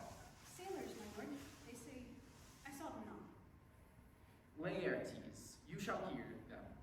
Leave us. High and mighty, you shall know I am set naked on your kingdom. Tomorrow I shall beg to leave to see your kingly eyes, when I shall recount the occasion of my sudden and more strange return. Hamlet. What should this mean? Know you the hand? 'Tis Hamlet's character. Can you advise me? I am lost in it, my lord, but let him come. It warms the very sickness of my heart that I shall live and tell him to his teeth, thus didst thou. Will you be ruled by me, Laertes? I, my lord, if you will not overrule me to a peace. To thine own peace, I will work him to an exploit now ripe in my advice, under which we shall not choose but fail, and his death, even his mother would call an accident. My lord, I will be ruled. The rather, if you could devise it so that I might be the organ. It falls right. You have been talked of much since your travel, and that in Hamlet hearing, for a quality wherein they say you shine, your martial art, and for your rapier most especially. It is cried, 'twould be a sight indeed if one could match you. Sir, this report of you did Hamlet so envenom with his envy, that he could nothing but wish and beg your sudden coming over to play with you. Now, Out of this, my lord? Laertes, was your father not dear to you? Or are you like a painting of sorrow, a face without a heart? Why ask you this? Would you undertake to show yourself your father's son indeed, more than in word? To cut his throat in the church. Revenge should have no bounds. But Laertes, good Laertes, will you do this? Keep close within your chamber. Hamlet returned shall know you are come home. We'll put on those shall praise your excellence, and wager on your heads. He, being remiss, most generous and free from all contriving, will not pursue the foils, so that with ease, or with a little shuffling, you may choose an untipped sword, and in a passive practice, requite him for your father. I'll do it. And for that purpose, I'll anoint my sword. I bought an ointment of a mountebank so mortal that, but dip a knife in it where it draws blood, no man be saved from death, who is but scratched withal. I'll touch my point with this contagion, and if I gall him slightly, it may be death. If this should fall, and that our plan show through our bad performance, 'twere better not assayed. Therefore, this project should have a back or second that might hold if this did blast and prove. Soft. Let me see. When in your motion were hot and dry, as to make your bouts more violent to that end, and he calls for a drink, I'll have prepared him a wine goblet, whereon but sipping he, if he by chance escape your venom stung, our purpose may hold there. But stay. What noise? How now, sweet lady? One woe doth tread upon another's heel, so fast they follow. Your sister's drowned, Laertes. Drown. Where? There is a willow grows aslant the brook that shows his hoar leaves in the glassy stream. There with fantastic garlands did she come, pearl flowers, nettles, daisies, and long purples. There on the pendant boughs were hornet weeds clamoring to hang. An envious sliver broke, when down her weedy trophies and herself fell in the weeping brook. Her clothes spread wide and mermaid-like a while they bore her up, which time she chanted snatches of old tunes as one incapable of her distress, or like a creature native and endued unto that element.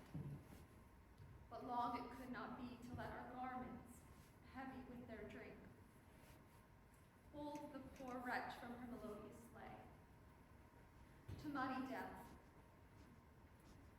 Alas, then, she is drowned. Drowned.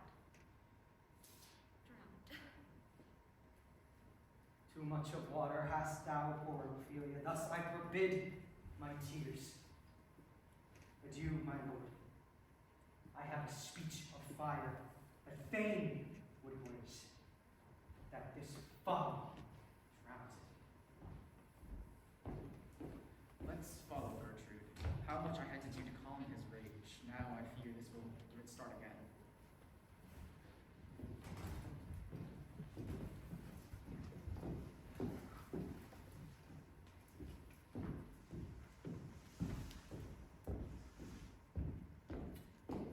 Is she to be buried in Christian burial when she willfully takes her own life? I tell thee she is. Therefore make her grave straight. The coroner hath sate on her, and find it Christian burial. How can that be, unless she drowned herself in her own defense? Why, 'tis found so. It must be self-defense. It cannot be else. Give my leave. Here lies the wooder, good. Here stands the man, good. If the man goes to the wooder and drown himself, it is, will he know he goes, mark you that. But if the wooder comes to him and drown him, he drowns not himself. Argo he that is not guilty of his own death, shortens not his own life. Will you have the truth then? If this had not been a gentlewoman, she should have been married out of Christian burial. Why there thou sayest, and the more pity great folk should have countenance in this world to drown or hang himself more than he likes of us. Come, my spade, we hold up Adam's confession. Was he a gentleman? He was the first that ever bore arms. Why, he had none. What art he having? How dost thou understand the scripture? The scripture says Adam digged.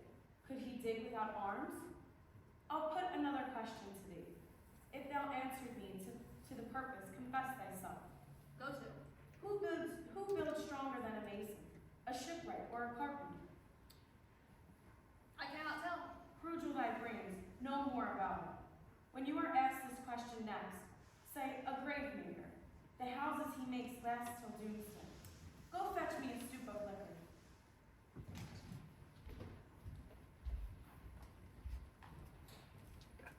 Has this fellow no feeling of his business that he sings at grave making? Custom hath made it in him a property of easiness. Tis even so, the hand of little women hath it into your sense.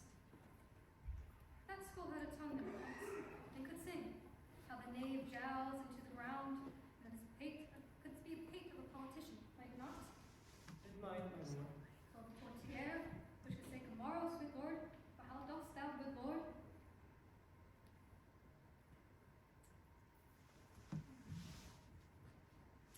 There's another.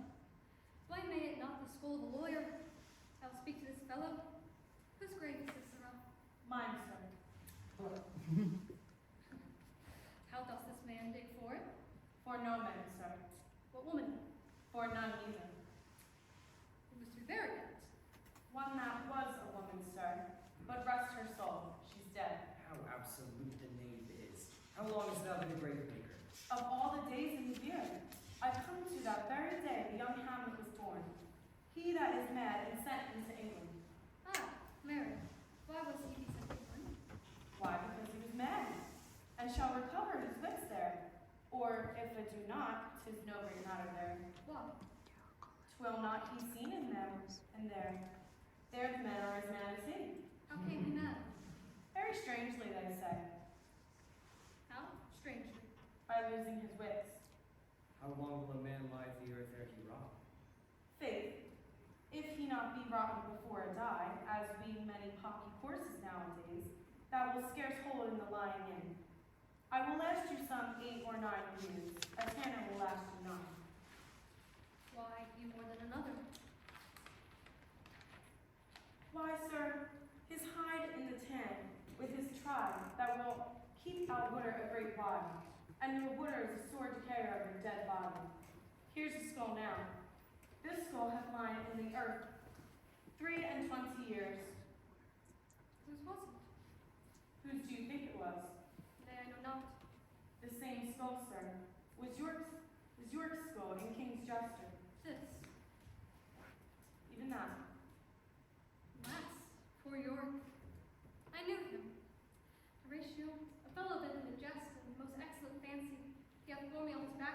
tunes. Where be your gibes now? Your songs, your flashes of merriment, that's I won't except the roar. Not one now, to mock your own grinning. Soft and soft aside. Here comes the king.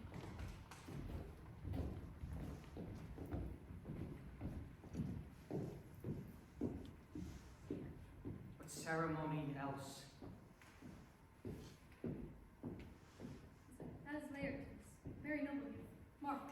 What ceremony else?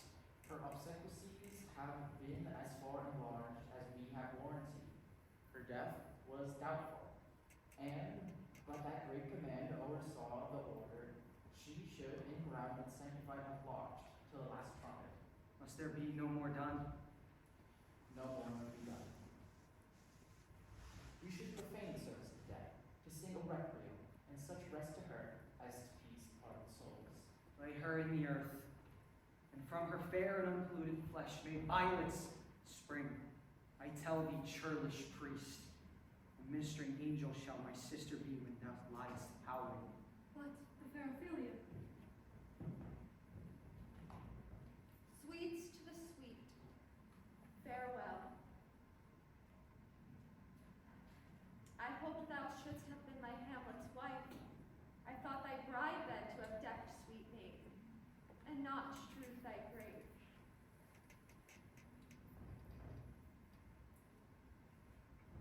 Treble woe, full 10 times treble on that cursed head, whose wicked deed thy most ingenious sense deprived thee of.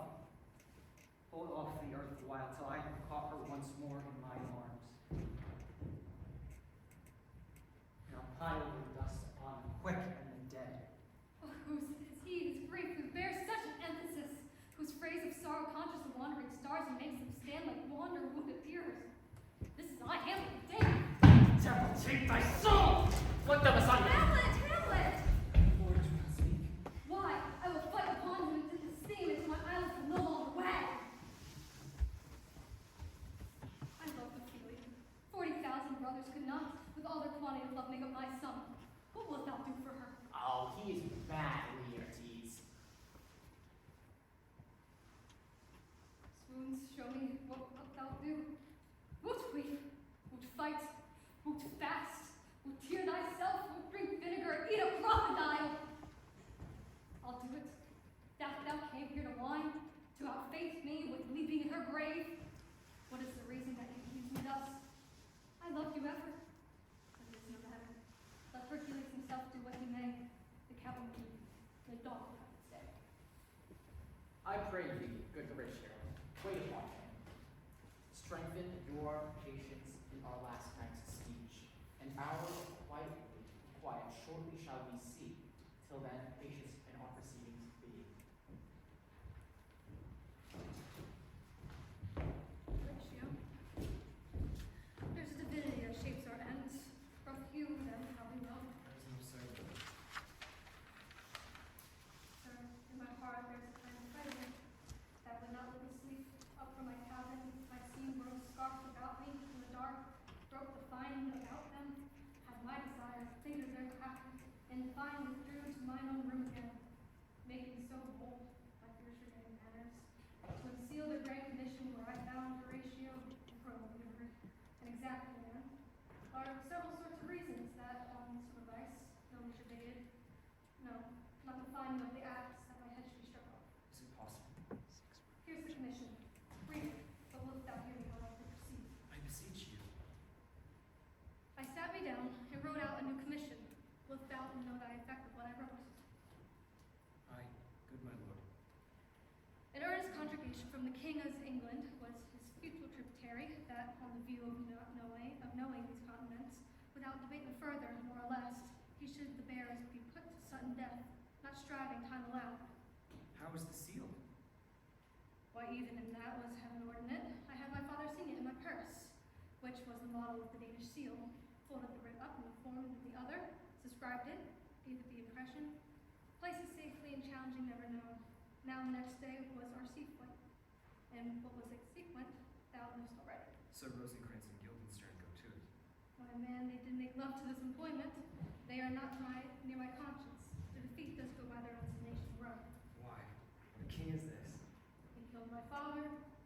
a mother, caught in between the election and my hopes, the angle for my life. It's not right to put him with this on. It must be shortly known to him from England what issue of the business is there.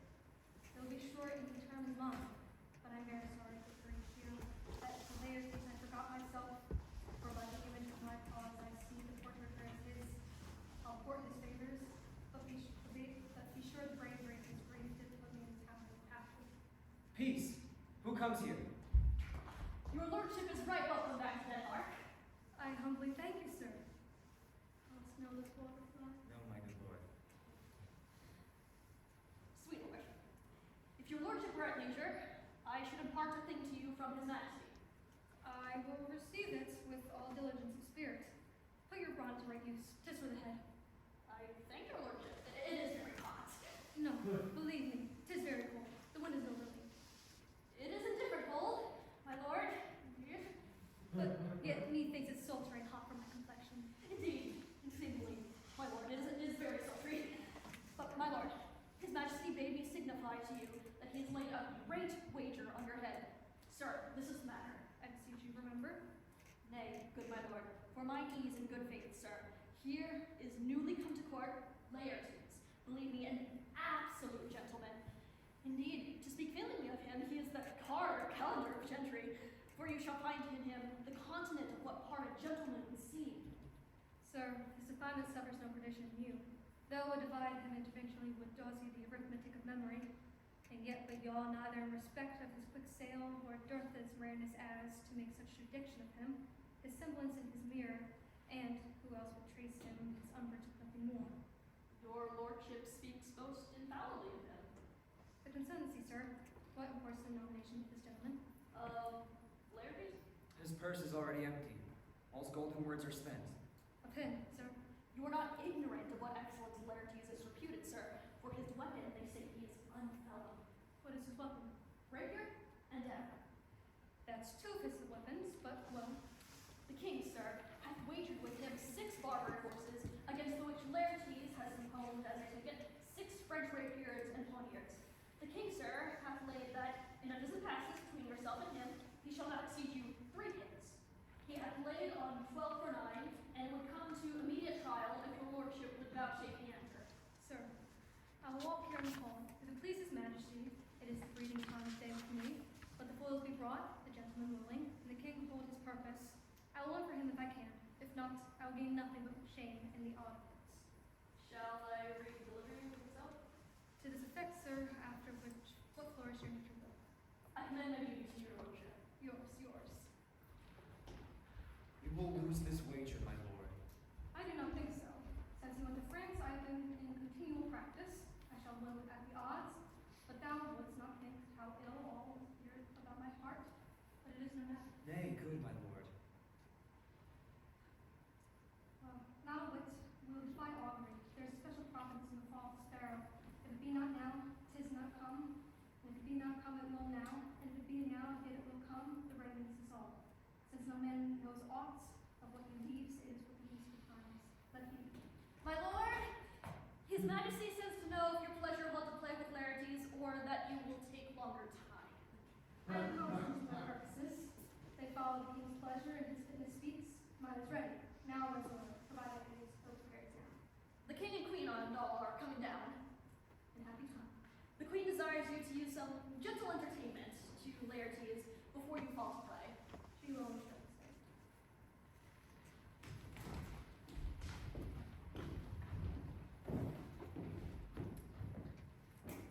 Come, Hamlet. Take this hand from me. Give me your pardon, sir. I have done you wrong. But pardon as you are a gentleman, and you must needs have heard how I am punished for this sort of distraction. What I have done that made your nature, honor, and exception roughly awake, I here proclaim was madness. Was Hamlet wrong, Laertes? Never, Hamlet. Sir, in this audience, let my disclaiming from a purpose evil free me so far from your most generous thoughts that I shot my arrow toward the house and hurt my brother. I am satisfied in nature. I do receive your offered love like love, and will not wrong. I embrace it freely. And will his brother's wager frankly play? Give us the foils. Come on. Come, one for me. Give them the foils, young Osric. Cousin Hamlet, know the wager? Very well, my lord. Your grace sounds like the odds on your side? I do not fear it. I have seen you both, but since he is better, we therefore have odds. This is too heavy. Let me see another. It's like to, these wolves have all them. Aye, the good lord. Give me the cups, and let the kettle to the trumpet speak, to the trumpet to the cannoneer without, the cannons to the heaven to earth. Now the king drinks to Hamlet. Come, begin, and you, judges, bear a wary eye. Come on, sir. Come, my lord. One. No! Judgment. A hit. A very palpable hit. Hamlet, here's to thy health. Give him the cup. I'll play this out first. Set a bye one. Come. Another hit. What say you? A touch. I do confess. Your son shall win. He's fat and scant of breath. Here, Hamlet, take my napkin, rub thy brows. Good madam. The queen carouses to thy fortune. Gertrude, do not drink. I will, my lord, I pray you pardon me. It is the poisoned cup. It is too late. I dare not drink yet, madam. By and by. Come, let me wipe thy face. My lord, I'll hit him now. And yet it's almost against my conscience. Come up for the fair taste of the galley. Say you so? Come on. Nothing neither way. Have at you now.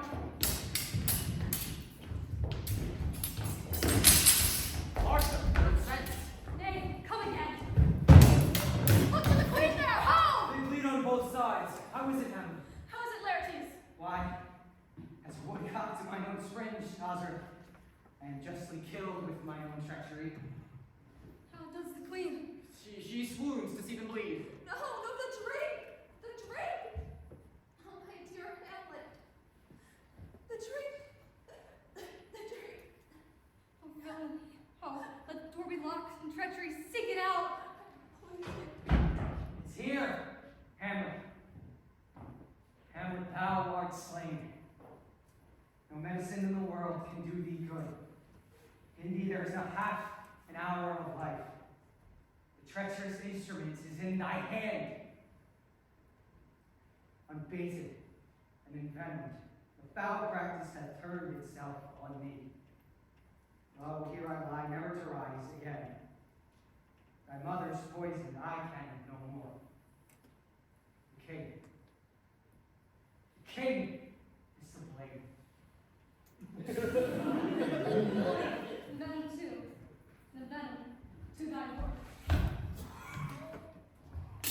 Oh, Treason! get to bed, my friends. I am but hurt.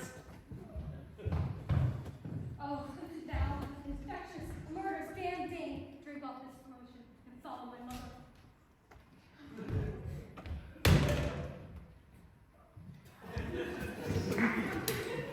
He is justly served.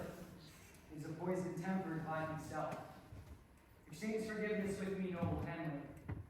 Mine and my father's debts come not upon thee, nor thine on me.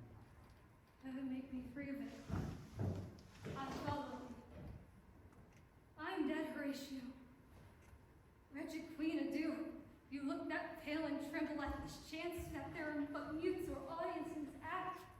Had I but time, and as fell Sergeant Death and strict to his arrest. Oh, I could tell you, but let it be. Horatio, I am dead. Thou livest to report me and my cause rights to thy satisfied. Never believe it. I am more an inky grown than a dame. Here's some liquor left. That's all the man. Give me the cup and let go by heaven, I'll have it. Would wounded me, would live behind me if thou didst ever hold me in thy heart. Absent me from this little while, and this harsh world would draw thy breath in pain. To tell my story, I have hurt you. The potent poison quiet overthrows my spirit. The rest is silence. Now cracks a noble heart. Good night, sweet prince. And flights of angels sing to thy rest. Why does the drum come hither? Ambassadors from England and Norway, sir. Where is this sight? What is it you will see? If it aught of woe or wonder, cease your search. The quarry cries of havoc. O proud death, what feast is towards in thine eternal cell, that thou so many princes at a shot, so bloodily hast struck? The sight is dismal, and our affairs from England come too late. The ears are senseless that should give us bearing, to tell him his commandment is fulfilled, that Rosencrantz and Guildenstern are dead. Where should we have our thanks? Not from these mounts. But since, Ambassador, you from Norway are here arrived, give that order these bodies high on the stage be placed to the view, and let me speak to the yet unknowing world how these things came about. All this can I truly deliver. Let us haste to hear it, and call the noblest to the audience. For me, with sorrow I embrace my fortune. I have some rights of memory in this kingdom, which now, to claim my vantage, doth invite me. Of that I shall also have cause to speak. Now while men's minds are wild, lest more mischance on plots and errors happen, let 4 captains bear Hamlet like a soldier to the stage, for he was likely, had he been put on, to have proved most royally. And for his passage, the soldiers' music and rites of war speak loudly for him. Take up the bodies. Go. Bid the soldiers shoot.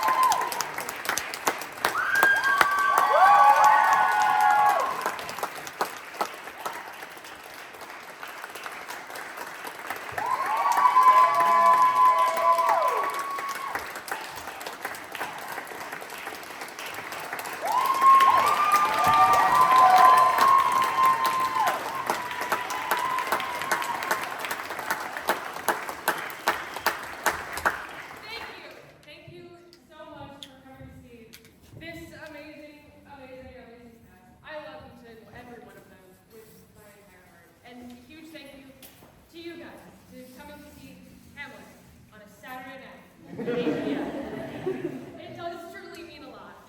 Thank you to my family, my friends, my faculty, people who couldn't be here tonight.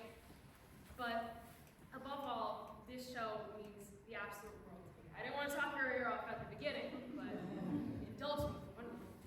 But this show means the absolute world to me. As someone who wants to be an English teacher, this is the first show that I got the chance to teach, and this is also the first show I got the chance to direct, which is a really weird full circle moment, but it's a good one. This show is for my mom, above all people, and I think she'd be really proud of whatever it is.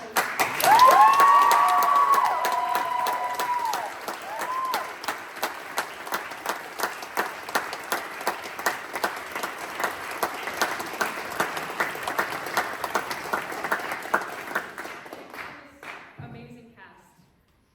Thank you, you guys. You can meet them in the lobby in not another minute.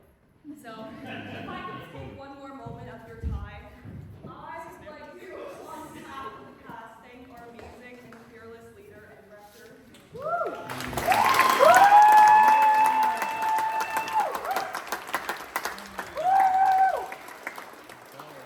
She is the only director in TheatreFest to be directing an entire play on her own as a directorial debut. She is also I believe, has the largest cast out of any of the productions, and I will speak for myself when I say we are not all easy to deal with, but she did it with beauty and grace.